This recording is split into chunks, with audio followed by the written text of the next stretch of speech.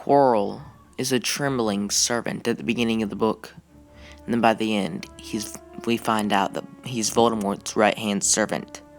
Today, we will be discussing Quirinus Quirrell's life.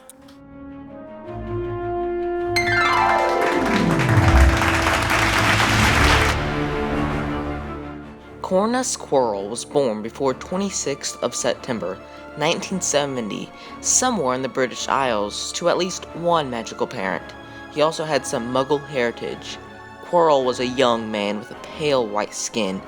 When he was 11, he went to Diagon Alley and acquired his wand from Ollivanders. His wand was made of elder wood with a unicorn hair core. Quirrell attended Hogwarts School of Witchcraft and Wizardry, where he was sorted into Ravenclaw House. As a student, Quirrell was gifted but also delicate, teased for his shyness and nerves during his school life, feeling inadequate and wishing to prove himself. He developed an interest in the dark arts. The feeling of silliness and worthlessness that his bullying encouraged embittered the boy, creating a desire to make the world sit up and notice him. He was quite skilled at many subjects, including charms, transfiguration, and Muggle studies. He also most likely obtained a high-graded OWL and NEWT in Muggle studies and defense of the dark arts, since not only did he go after to teach Muggle studies and defense against the dark arts, but he also noted to have a gift for the theory of the defense of magic.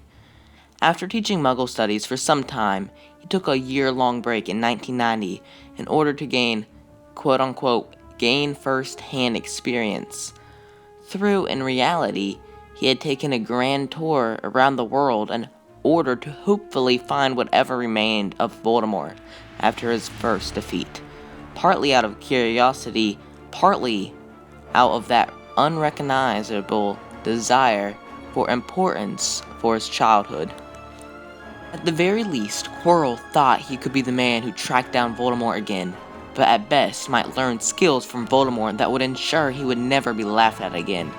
His journey proved successful, as he indeed did find Voldemort, though he was not matched for the Dark Lord. And when he realized that Quirrell had a position at Hogwarts, Voldemort used his charisma to manipulate Quirrell to serve him. I met him when I traveled around the world, a foolish young man I was then, full of ridiculous ideas about good and evil. My master showed me how wrong I was. There is no good and evil, there is only power, and those too weak to understand it. Quirrell also adapted a turban for everyday use after this break, claiming to have received it from an African prince as a present for disposing of a zombie. It was also rumored that he encountered vampires in the Black Forest in Albania, and had a nasty bit of trouble with a hag. Quirrell, at some unknown point before 1991, came into possession of Vault 998 in the new Vault area of Gringotts Wizarding Bank. He kept a small box containing various belongings, a large crate, and a chest containing chocolate frog cards. Quirrell spent his last year of life attempting to gain the Philosopher's Stone or Sorcerer's Stone from Voldemort, who used his nervous disposition to his advantage, as his perceived lack of confidence had earned very little respect from the students at Hogwarts, who transferred suspicion away from his plans. Quirrell's first plan was created before the school term started and involved going to Diagon Alley in an attempt to steal the Philosopher or Sorcerer's Stone from Gringotts Wizarding Bank for Voldemort. While in the Leaky Cauldron, he met Harry Potter, who had come with Rubeus Hagrid. Quirrell pretended that he was going to buy a new book on vampires. Quirrell was unsuccessful in his attempted robbery, as Rubeus Hagrid had removed the stone from its vault earlier that same day on Albus Dumbledore's orders. The class everyone had really been looking forward to was defense against the dark arts, but Quirrell's lessons turned out to be a bit of a joke. His classroom smelled strongly of garlic, which everyone said was to ward off the vampires, and he was afraid about what would be coming back to get him one of these days. After this first failure, Voldemort began to share Quirrell's bodies to ensure no further failure would happen again. and as Voldemort's face was sticking out the back of his head, Quirrell had to wear a purple turban for the entire school year. Quirrell tried to put up a weak resistance on occasion, but Voldemort was far too strong for him to overpower. After this attempted break-in, he returned to Hogwarts to teach defense against the dark arts, while another wizard replaced him as a Muggle studies professor. The majority of students found Quirrell's lessons to be trash, as they did not take him seriously as a teacher. On Halloween, Quirrell allowed a troll to enter Hogwarts as a diversion and sneaked to the restricted third-floor corridor where the stone was being hidden.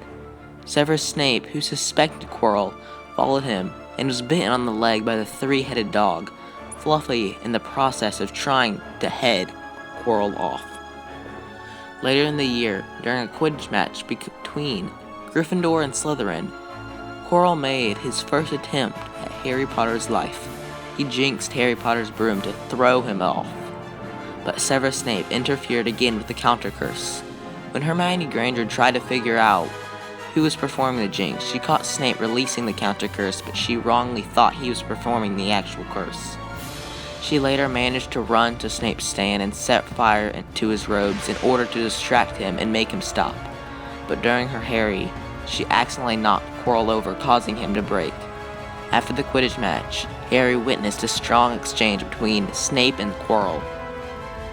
Don't you know why you wanted to meet here, all of places, Severus? It seemed as though Snape was trying to intimidate Quirrell into handing over information regarding the stone. Harry, Ron, and Hermione believed that Severus Snape was trying to imitate Quirrell into helping him steal the Philosopher's or Sorcerer's Stone. Quirrell's ability in flying was impressive, as Rubeus Hagrid unknowingly described. "Dare not interfere with the broomstick except powerful dark magic. No kid could do that to a Nimbus 2000. About a week before Harry's exams, Voldemort ordered Quirrell to try to get the stone again. Harry overheard this and mistook the conversation for an argument between Snape and the defense teacher. Throughout the year, Quirrell's body became extremely weak for hosting his master's soul, and in order to keep himself and Voldemort alive, Quirrell began to kill unicorns in the Forbidden Forest and drink their blood. He met Harry and Draco Malfoy and Fang there, and was about to attack Harry until the centaur rescued the boy. Quirrell disgusted himself and appealed Hagrid into a card game by betting a dragon's egg. During the game, he managed to draw information about Fluffy by convincing Hagrid that he was a dragon dealer, and as such, shared Hagrid's advice for dangerous pets. Hagrid let slip that playing music for the three-headed dog would put it asleep. Quirrell then sent a fake letter to Dumbledore, summoning him to the British Ministry of Magic to get him away from the school. He went after the stone, but was followed by Harry Potter, Ron Weasley, and Hermione Granger, though they believed their enemy to be Severus Snape. Quirrell was able to pass through the 6 chambers that protected the Philosopher's or Sorcerer's Stone, including the chamber in which he put himself on, the Troll. He reached the final chamber only to find the Mirror of Erised, and was unable to figure out how to take the stone from it, going so far as to consider smashing the mirror. Eventually, Harry alone managed to reach the last chamber and was surprised to meet Quirrell instead of Snape. Quirrell non-verbally bound Harry and summoned a wall of fire behind the door to prevent him from escaping. Then, on Voldemort's command, forced Harry to look into the mirror. Harry saw his reflection with the stone in his own pocket and felt it indeed beginning to transform into his real pocket. When Harry lied about what he saw in the mirror, Quirrell unwrapped his turban to reveal Voldemort's face, bound to the back of his head. Quirrell's life ended then, when Voldemort forced him to attempt to murder Harry Potter. Figuring out Harry had the stone, and being unable to persuade him to give it willingly. Unfortunately, the body, Quirrell, and Voldemort were both sharing magnificent burns and blisters during his fight with Harry due to the protective charm Harry's mother left in his skin when she died for him. Harry suffered from the pain and the scar, but Quirrell's body was burnt so horribly that Voldemort disposed his body and left him to die.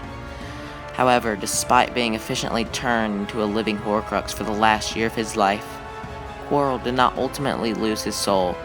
To have been loved so deeply, even though the person who loved him was gone, will give us some protection forever. It is in your very skin. Quirrell, full of hatred, greed, and ambition, shared his soul with Voldemort. Could not touch you for a reason. It was agony to touch a person marked by something so good. Many people considered Quirrell to be a foolish, greedy, worthless, and tend to look down on him. Quirrell had a horrible, victorious side that made people never see. He was extremely skilled and cunning. He eventually became obsessed with only pleasing Voldemort and whatever his orders. Quirrell's fate was well deserved due to his greed, hatred, and ambitions without any care. Thank you for watching. Like, subscribe, and comment. And please make sure to put your character option for the poll in the right hand corner of your screen for the what character we should do a life story on next. Thank you for watching.